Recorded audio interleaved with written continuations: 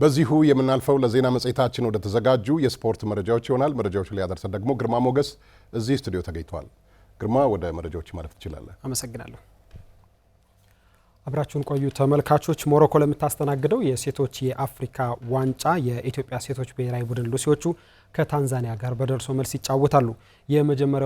በመጀመሪያው የማጣሪያ ውድድር ዩጋንዳን በመለያ ምት በማሸነፍ ለወሳኙና ለሁለተኛው ዙር ማጣሪያ ያለፉት ሉሲዎቹ በጥቅምት ወር ለሚደረገው የደርሶ መልስ ማጣሪያ በቅተዋል። ለሁለቱ ጨዋታዎች አሰልጣኝ ዮሴፍ ገብረወልድ ለ31 ተጫዋቾች የመጀመሪያ ጥሪ አድርገዋል። 13 ተጫዋቾች ከኢትዮጵያ ንግድ ባንክ ጥሪ የደረሳቸው ሲሆን መቻል በበኩሉ 9 ተጫዋቾች ተመርጠውለታል። አዲስ አዳጊው ሸገር ከተማ፣ ሐዋሳ ከተማ፣ ሲዳማ ቡናና ኢትዮ ኤሌክትሪክ ሌሎች ተጫዋቾች የተመረጡባቸው የኢትዮጵያ ፕሪሚየር ሊግ ክለቦች ናቸው።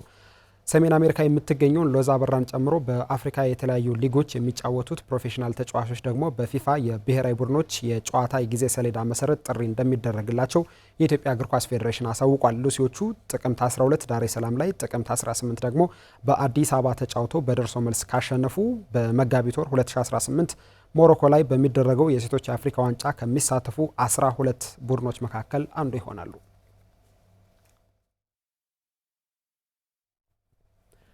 እድሜያቸው ከ14 እስከ 17 ዓመት ያሉ ታዳጊዎች የሚካፈሉበት ሁለተኛው የኢትዮጵያ ወጣቶች ኦሎምፒክ በአዲስ አበባ ከተማ ይከናወናል። ጥቅምት 8 በሚጀምረው ውድድር ሁሉም ክልሎችና ሁለቱ ከተማ መስተዳድሮች ይሳተፋሉ ተብሏል። በስፖርቱ የሚታየውን የውጤት ማጣት ችግር ለመቅረፍ ወጣቶች ላይ መሰራት እንደሚያስፈልግ የኢትዮጵያ ኦሎምፒክ ኮሚቴ ፕሬዝዳንት ዶክተር አሸብር ወልደ ጊዮርጊስ ተናግረዋል። ባዘው መኮንን ሁለተኛው የኢትዮጵያ ወጣቶች ኦሎምፒክ በመጪው ጥቅምት ወር በአዲስ አበባ ከተማ እንደሚካሄድ የኢትዮጵያ ኦሎምፒክ ኮሚቴ ገልጿል። ከጥቅምት 8 እስከ 15 2018 ዓ.ም በአዲስ አበባ ከተማ በሚካሄደው የአዳጊዎች ኦሎምፒክ ሁሉም ክልሎችና ከተማ አስተዳደሮች ተሳታፊ እንደሚሆኑም የኢትዮጵያ ኦሎምፒክ ኮሚቴ በሰጠው መግለጫ አሳውቋል። በዚህ ውድድር እድሜያቸው ከ14 እስከ 17 ያሉ ታዳጊዎች በ20 ስፖርት አይነቶች ተካፋይ የሚሆኑ ሲሆን የኢትዮጵያ ቦክስ ፌዴሬሽን በኢንተርናሽናል ኦሎምፒክ ኮሚቴ እውቅና የሌለው በመሆኑ ቦክስ በዘንድሮ የታዳጊዎች ኦሎምፒክ አለመካተቱም ተመላክቷል። ታዳጊዎች ላይ ትኩረት አድርጎ አለመስራት የስፖርቱ ውድቀት አንዱ ምክንያት መሆኑን የተናገሩት የኢትዮጵያ ኦሎምፒክ ኮሚቴ ፕሬዝዳንት ዶክተር አሸብር ወልደ ጊዮርጊስ መሰል ውድድሮችን አጠናክሮ ማስቀጠል እንደሚያስፈልግ ተናግረዋል። ውጤት በሀገር ደረጃ እየተቀዛቀዘ ነው ያለው። ለዚህም እንደ ዋና ምክንያት እንደኛ ያየ ነው የወጣቶች ውድድር ያለመኖሩ፣ በተለይ በእድሜ ካቴጎሪ ያለመኖሩ አንዱና ደግሞ ዋናው ምክንያት ነው። የአዳጊዎች ኦሎምፒክ ለወጣቶች የውድድር እድልን ከመፍጠር ባለፈ በዓለም አቀፍ ደረጃ ኢትዮጵያን የሚወክሉ የነገ ተተኪ ስፖርተኞችን የማፍራት ዓላማ ያለው መሆኑን ደግሞ የኢትዮጵያ ኦሎምፒክ ኮሚቴ ምክትል ዋና ጸሐፊ ገዛኸኝ ወልዴ ገልጿል። በወጣቶቻችን የኦሎምፒዝም መርህና እሴቶችን በማስረጽ በሀገር ግንባታ እንዲሁም በስፖርታዊ እንቅስቃሴዎችና እድገት ላይ አዎንታዊ ሚና እንዲጫወቱ ወጣት አትሌቶችን በማሰባሰብ ጠንካራ ስፖርታዊ ፉክክር እንዲፈጠር በኦሎምፒክ መንፈስ በኦሎምፒክ ስፕሪት የሚደረግ ስለሆነ አንድ ቪሌጅ ላይ ተቀምጠው ወጣቶቻችን በጋራ እንዲወዳደሩ የምናደርግ ስለሆነ አንድ አይነት አስተሳሰብ፣ አንድ አይነት ፍላጎት፣ ሀገራዊ መግባባቶች ላይ የምንደርስበትን ሁኔታ መፍጠር ጭምር ነው። በሴኔጋል ዳካር ለሚካሄደው የዓለም ወጣቶች ኦሎምፒክና በአንጎላ ለሚደረገው የአፍሪካ ወጣቶች ኦሎምፒክ ኢትዮጵያን የሚወክሉ አትሌቶች ከዚህ ውድድር የሚመረጡ ሲሆን የዓለም አቀፉ ወጣቶች ኦሎምፒክ በቀጣይ ዓመት የአፍሪካ ወጣቶች ኦሎምፒክ ደግሞ በታህሳስ ወር 2018 ዓ.ም ይካሄዳል።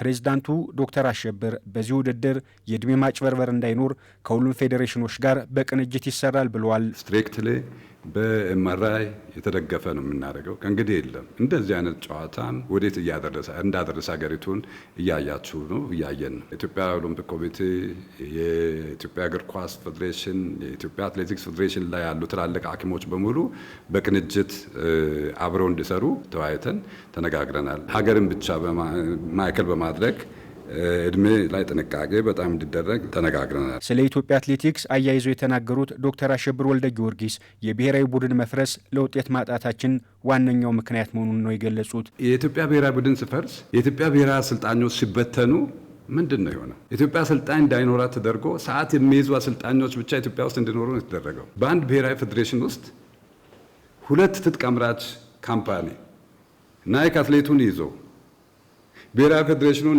አዲዳስ ይዞ በሁለት በራሳቸው በማይስማሙ ካምፓኒዎች መሀል የተጣለን ፌዴሬሽን ምን አድርጎ ነው?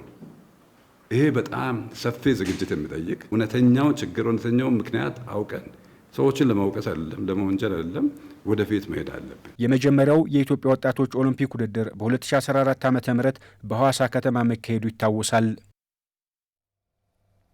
ባህር ዳር ከነማ አማኑኤል ገብረ ሚካኤልን አስፈረመ። በዝውውር ጊዜው በአጥቂ ቦታ ቸርነት ጉግሳን ያጣው የጣናው ሞገድ አማኑኤል ገብረ ሚካኤልን የግሉ አድርጓል። ከዳሽን ቢራ ፕሮጀክት የተገኘውና በተለያዩ ክለቦች የደመቀው አማኑኤል ገብረ ሚካኤል ባለፉት ጥቂት ዓመታት ከጉዳት ጋር እየታገለ በቅዱስ ጊዮርጊስ ጥሩ ጊዜን ማሳለፉ ይታወሳል። ያለፉትን 2 ዓመታት ደግሞ በፋሲል ከነማ ቆይታ የነበረው አማኑኤል ከአጼዎቹ ጋር ከተለያየ በኋላ የጣና ሞገዶችን ተቀላቅሏል። አሰልጣኝ ደጋረገ ይግዛው አማኑኤል ገብረ ሚካኤልን በክለቡ ስርዓት ካደጉ ወጣት ተጫዋቾችና በዚህ ዓመት ቡድኑን ከተቀላቀሉ ሌሎች ወጣት ተጫዋቾች ጋር ያጣምራሉ ተብሎ ይጠበቃል።